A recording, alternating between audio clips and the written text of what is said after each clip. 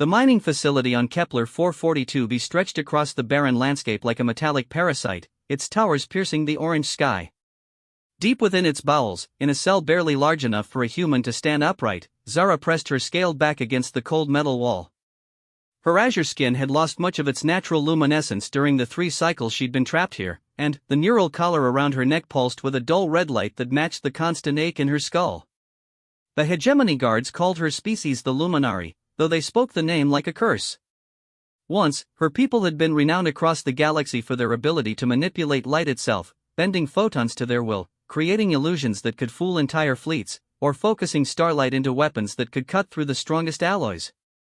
But that was before the hegemony's expansion reached the Luminari homeworld of Ethros Prime. Zara remembered the day the war ended.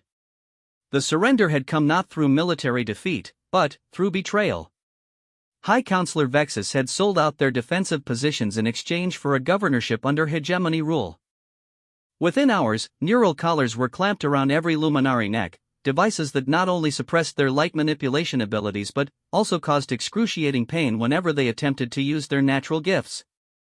The cell door's hydraulic seals hissed as it opened, and Overseer Croft ducked through the entrance. The Vorthak was a massive creature, standing nearly 3 meters tall with chitinous armor plating covering his segmented body.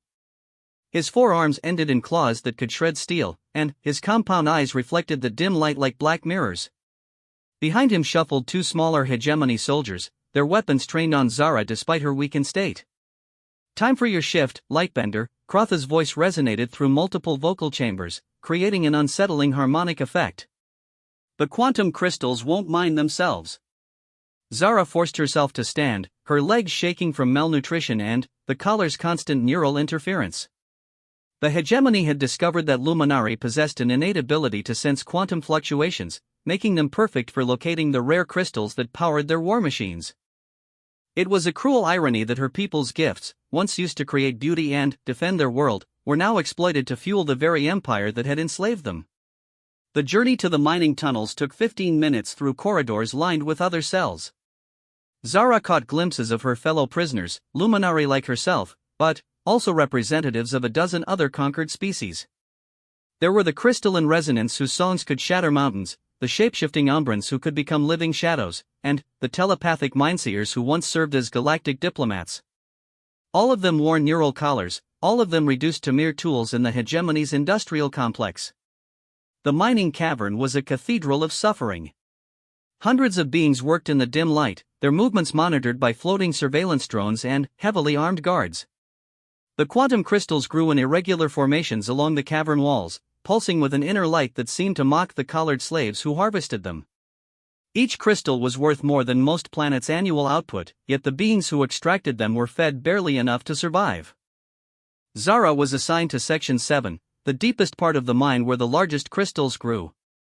The work was backbreaking hours of careful extraction using primitive tools, because the crystal's quantum properties made most advanced equipment useless in their vicinity.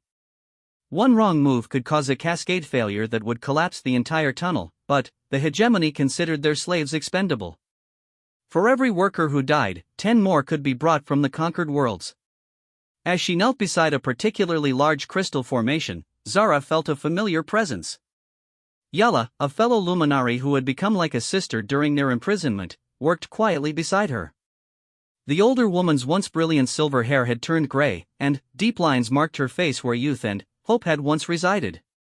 "I heard rumors from the new arrivals," Yala whispered, her voice barely audible above the constant hum of mining equipment. "They speak of a species the hegemony fears. Creatures from a small blue world who refuse to surrender, who fight with a ferocity that defies logic." Zara's hands never stopped working as she listened. Hope was a dangerous thing in this place, but sometimes it was all that kept them alive. "They call them humans," Yala continued.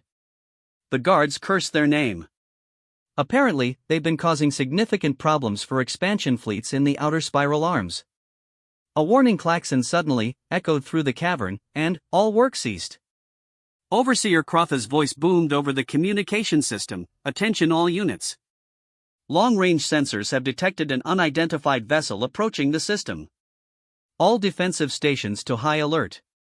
Slaves will continue their work assignments." But, instead of returning to their tasks, many of the prisoners looked up with something that hadn't been seen in these tunnels for months: curiosity. Even the guards seemed nervous, their weapons held a little tighter, their movements more agitated. Hours passed with no further announcements, but the tension in the facility continued to build. The guards became increasingly hostile, using their shock prods more liberally and shouting orders with greater frequency. Something was happening, and, whatever it was, it had the hegemony forces worried. That night, as Zara lay on the thin mat that served as her bed, she noticed something unusual. The constant low hum of the facility's power grid had changed, becoming irregular, almost rhythmic. It took her several minutes to realize what she was hearing: the sound of controlled explosions, far off but definitely getting closer. The facility shook violently, and emergency lighting bathed the corridor in red. Through her cell's tiny window, Zara could see ships burning in the sky above, their wreckage trailing fire as they fell toward the planet's surface. The hegemony's defensive fleet was under attack, and, from the violence of the explosions, they were losing badly. Crotha's voice echoed through the communication system again, but this time it carried a note of panic: all personnel to battle stations. This is not a drill. Unknown hostile forces have breached the outer perimeter. Implement Security Protocol 7 immediately. Security Protocol 7 meant the systematic execution of all prisoners. Zara had heard whispers of it from guards who thought the slaves couldn't understand their language. If the facility was about to be overrun, the hegemony would rather kill their valuable slaves than risk them being freed. The sound of weapons fire grew closer, and the facility's lights flickered repeatedly. Each explosion seemed louder than the last, and Zara could hear the panicked shouts of guards echoing through the corridors. Whatever force was attacking the facility was moving through it like a storm, unstoppable and merciless. Then, she heard something that made her heart skip: the sound of neural collars being removed. The distinctive electronic whine as each device powered down was unmistakable, and it was getting closer. Someone was freeing the prisoners, systematically moving through the facility and removing the devices that had kept them powerless for so long.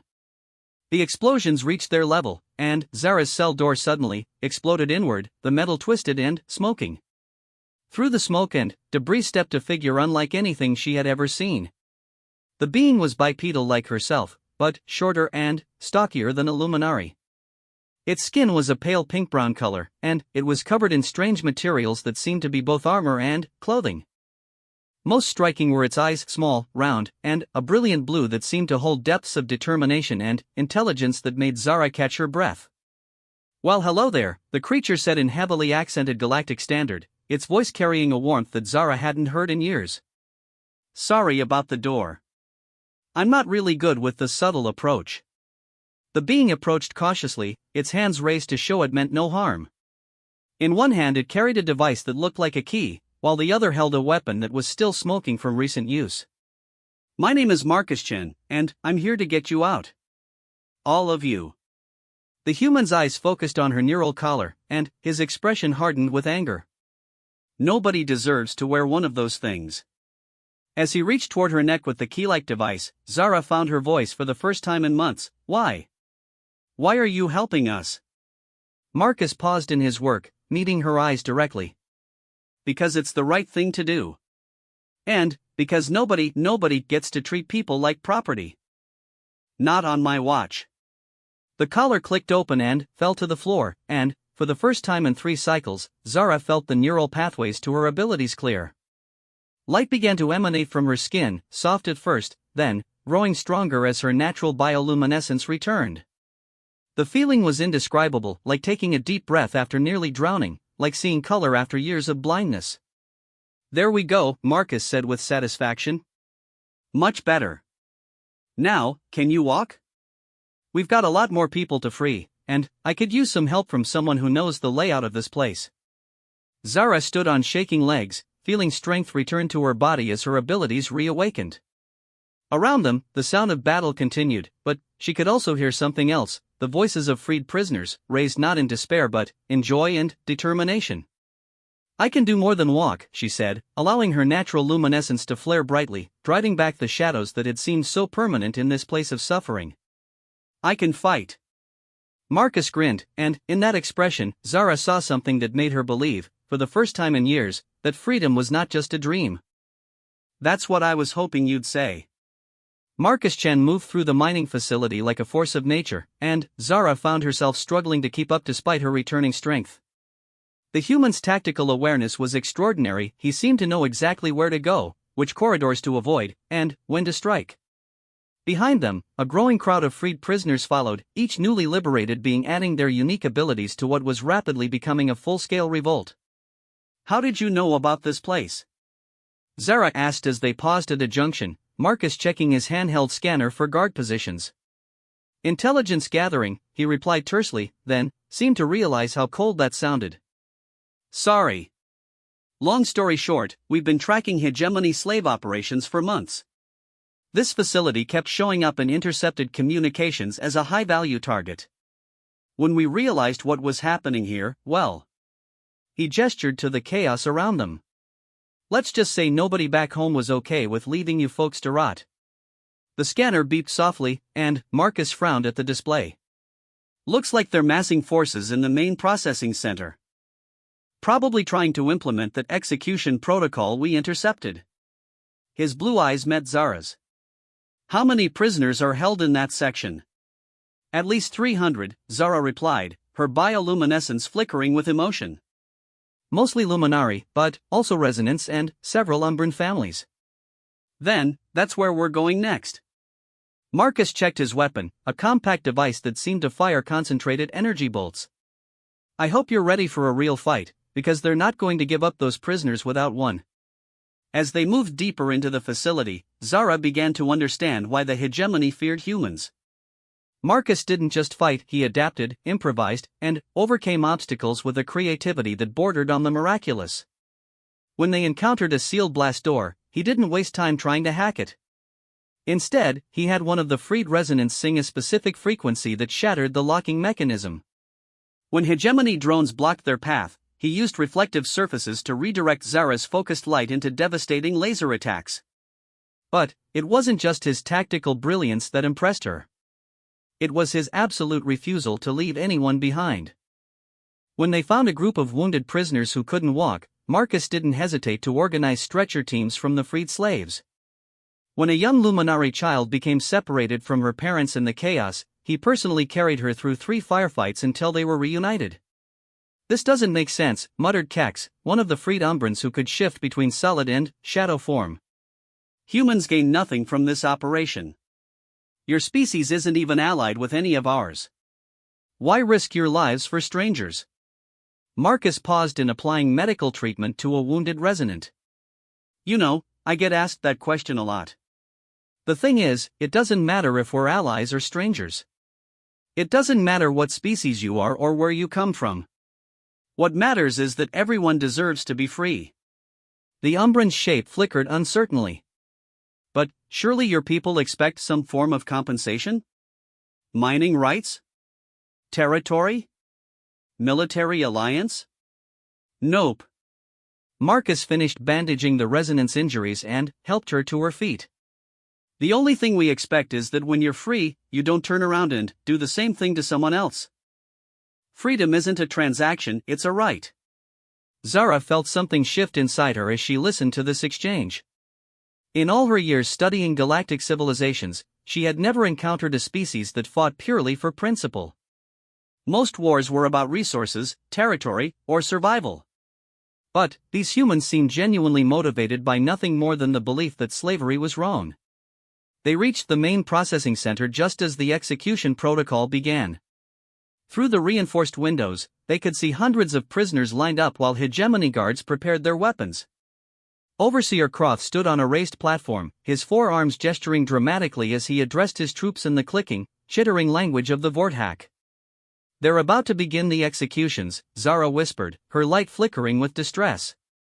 Marcus studied the tactical situation through his scanner. 43 guards, automated defense turrets, and they've got the prisoners bunched together where any stray shots could cause massive casualties. He was quiet for a long moment, then turned to the assembled group of freed slaves. I need volunteers for something extremely dangerous. Every hand in the group went up immediately. Marcus smiled grimly. I was hoping you'd say that. Here's what we're going to do. The plan was audacious in its simplicity. While Marcus and a small team of Umbrans infiltrated the guard positions using shadow form, Zara and the other luminary would create a massive light display to blind the automated turrets and confuse the guards. The resonance would add sonic disruption to prevent effective communication, and the freed prisoners who were too weak to fight would help evacuate the hostages once the chaos began. As they prepared to execute the plan, Zara found herself standing next to Marcus in the access tunnel that would lead them into the processing center. "Are you afraid?" she asked quietly. Marcus checked his equipment one final time. "Terrified," he admitted. "But fear is just information. It tells you that what you're about to do is dangerous, not that you shouldn't do it." "How do you know we can succeed?" "There are so many variables, so many things that could go wrong." "We can't know," Marcus replied simply.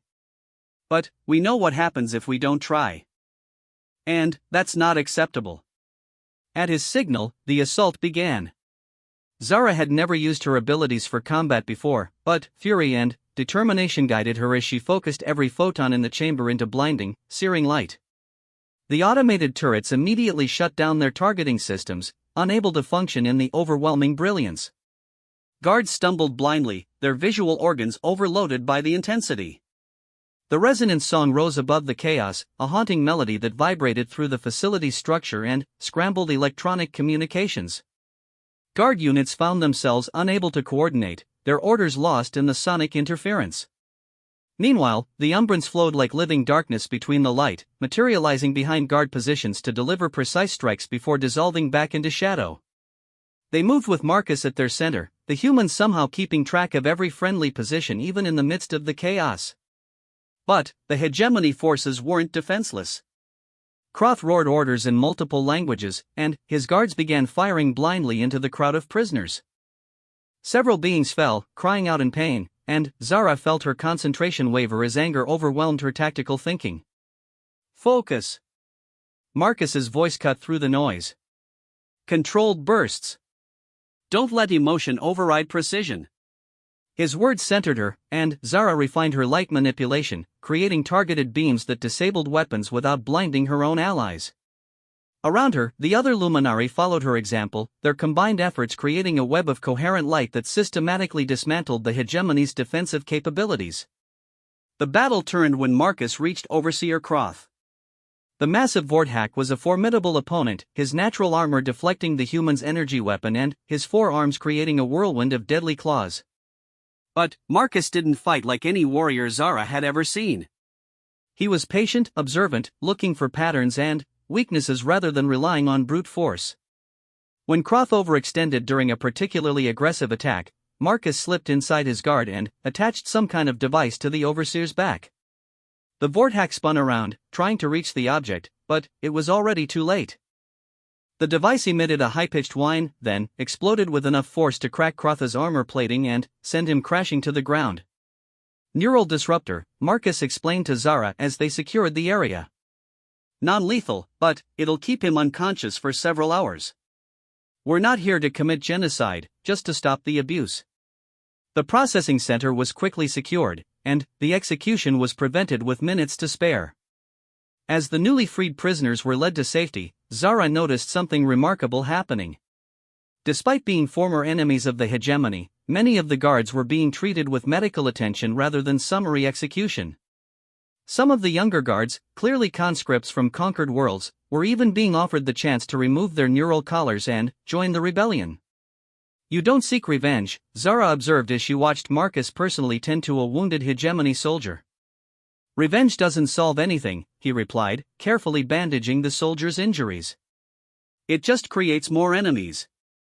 Our goal isn't to defeat the hegemony through hatred, it's to show them that their way of life is unsustainable."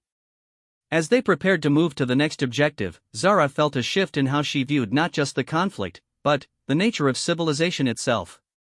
The humans weren't trying to replace one empire with another. They were trying to create something entirely new, a galaxy where freedom was protected not through conquest, but through principle. The liberation of the mining facility was just the beginning. As word spread through underground networks across the sector, other slave populations began to revolt. The humans had provided more than tactical support, they had provided hope, and hope was proving to be the most powerful weapon in the galaxy. But, even as victories mounted, Zara knew that the real test was yet to come. The hegemony would not tolerate this level of resistance for long, and they would respond with overwhelming force. The question was whether this fragile alliance of freed slaves and human liberators could survive what was coming. Looking at Marcus as he coordinated rescue operations with quiet efficiency, Zara found herself believing that perhaps, for the first time in galactic history, the answer might be yes. 3 weeks after the liberation of the mining facility, Zara found herself aboard the human vessel Indomitable, watching through the observation deck as the largest hegemony fleet ever assembled moved toward their position. The sight should have been terrifying, over 200 warships, each one capable of glassing a planet, advancing in perfect formation across the void. Instead, she felt a strange sense of calm. The ship around her hummed with activity as humans and their newly freed allies prepared for what everyone knew would be the decisive battle of the war.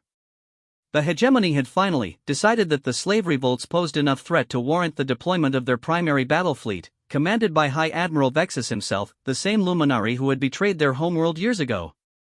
"Nervous?"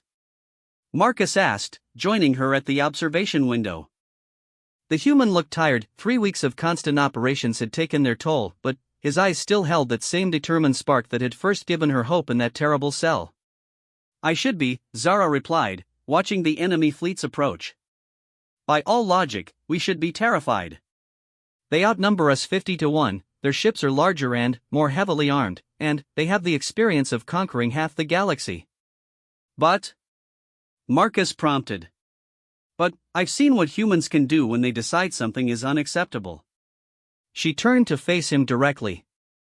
"Tell me honestly, do you believe we can win?" Marcus was quiet for a long moment, studying the tactical displays that showed their small fleet's position relative to the approaching armada. 30 ships, most of them converted merchant vessels or captured hegemony craft, crewed by a mixture of humans and former slaves who had learned to work together over the past weeks. Win? He considered the question carefully. "If you mean can we destroy every ship in that fleet and declare victory, probably not. But, if you mean can we prove that freedom is stronger than oppression, that people united by choice are more powerful than those united by fear, yeah. I think we can do that." The communication system crackled to life, and the voice of Captain Sarah Rodriguez filled the bridge. "All stations, this is command. The enemy fleet will be in weapons range in 40 minutes. Final preparations are now in effect." Zara made her way to the tactical station where she had been assigned, part of a mixed crew of humans and luminari who had learned to coordinate their abilities in ways that neither species had imagined possible. The humans' tactical creativity combined with luminary light manipulation had resulted in several technological breakthroughs that were already proving decisive in smaller engagements. Lieutenant Commander James Park, the human tactical officer, looked up from his displays. "The hegemony is deploying in standard conquest formation. They're expecting to overwhelm us through superior firepower and force us to surrender. They don't understand what they're facing," added Yala, who had become one of the most effective tactical coordinators among the freed luminari. "They still think in terms of property and ownership. They can't comprehend an enemy that fights for principle rather than gain." The first engagement began exactly 37 minutes later, when the hegemony vanguard moved into extreme weapons range. Admiral Vexus had apparently decided to open with a show of overwhelming force, launching a coordinated barrage from his heavy cruisers that should have crippled the human fleet immediately. Instead, the impossible happened. The human ships seemed to dance between the incoming fire, moving with a precision and coordination that defied everything the hegemony knew about space combat. What they didn't know was that each human vessel was guided not by a single captain, but by a hybrid crew where human tactical thinking merged seamlessly with alien abilities. Resonant crew members provided real-time acoustic analysis of weapon charging cycles, umbrans phased in and out of normal space to scout enemy positions, and luminari like Zara used their light manipulation to create sensor ghosts and targeting disruption. But it was more than just tactical innovation. As the battle progressed, Zara began to understand what made the human approach to warfare so devastatingly effective. They didn't fight to win, they fought to protect. Every maneuver, every tactical decision, was designed not to maximize damage to the enemy but to minimize harm to innocents and preserve the possibility of reconciliation. When hegemony ships lost main power, human vessels moved in to provide life support rather than deliver killing blows. When enemy crews ejected in escape pods, they were rescued and offered medical treatment. When quartered hegemony captains tried to ram human ships in suicidal attacks, they found their weapons disabled by precise targeting rather than their ships destroyed. This approach confused and demoralized the hegemony forces in ways that simple military defeat never could. They had been trained to fight enemies who sought conquest, glory, or revenge. They had no psychological framework for dealing with opponents who seemed genuinely concerned for their well-being even in the midst of combat. The turning point came when Admiral Vexus himself, enraged by the unexpected resistance, ordered the deployment of quantum torpedoes against civilian evacuation ships that were fleeing nearby systems. It was a war crime of staggering magnitude, designed to force the human fleet to break formation and attempt desperate rescue missions. Instead, Marcus Chen did something that redefined space combat forever. All units, this is Marcus. We're implementing Protocol 7. Protocol 7 was something the humans had developed but never tested in actual combat. It required a level of trust and coordination that most military commanders considered impossible to achieve in the chaos of battle. Every ship in the human fleet simultaneously disabled their defensive shields and redirected all power to their engines and tactical systems. It was an act of mutual vulnerability that should have resulted in immediate annihilation, but instead created something unprecedented in galactic warfare, a perfect tactical unity where 30 separate vessels functioned as a single coordinated entity. The fleet moved as one organism, each ship covering the vulnerabilities of the others while maximizing their collective offensive capability.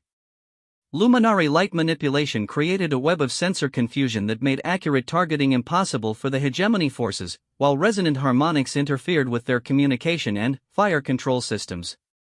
Umbran scouts provided real-time intelligence on enemy positions, and human tactical computers processed it all into an ever-changing dance of controlled destruction. In less than 20 minutes, the hegemony's formation was completely disrupted. Ships found themselves isolated, unable to coordinate with their squadmates, facing opponents who seemed to anticipate their every move. But, instead of pressing their advantage to achieve total victory, the human fleet did something that shocked everyone in the system. They stopped shooting. Marcus's voice carried across all communication frequencies, in every major galactic language. This is Commander Marcus Chen of the Human Liberation Fleet. To all hegemony forces, we are prepared to accept your immediate and unconditional surrender.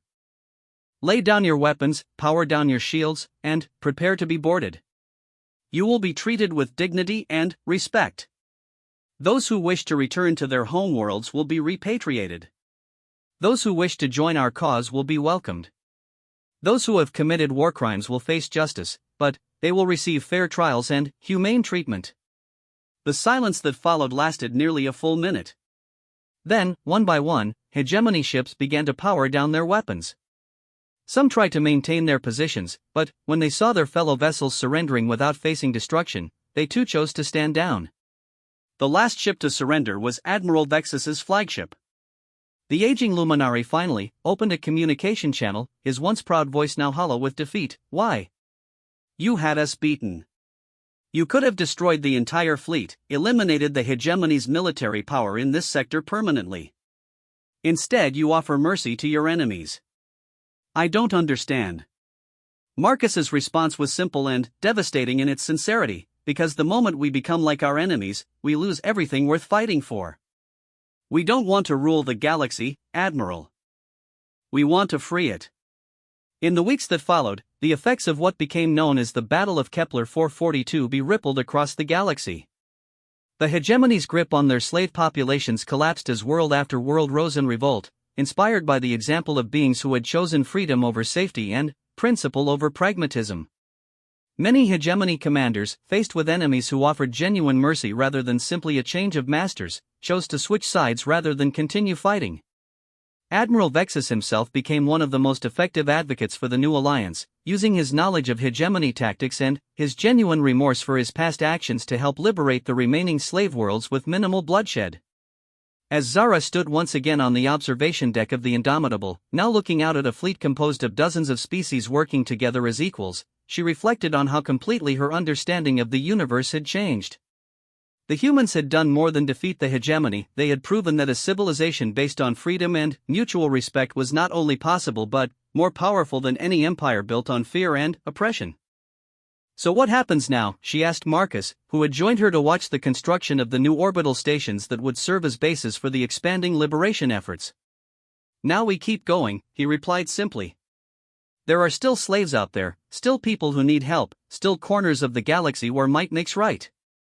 We keep fighting until everyone is free. And, after that? Marcus smiled, and, in that expression, Zara saw the future he was imagining, a galaxy where species worked together not because they were forced to, but because they chose to. A place where differences were celebrated rather than exploited, where the strong protected the weak rather than preying on them. After that, he said, we see what kind of civilization we can build when everyone has a choice. Looking out at the stars, Zara found herself believing that for the first time in galactic history, that civilization might actually be possible. The humans had turned the tide not through superior firepower or tactical brilliance, though they possessed both in abundance. They had turned it through something far more powerful, the simple, revolutionary idea that everyone deserved to be free. And that idea, once released into the galaxy, could never be contained again.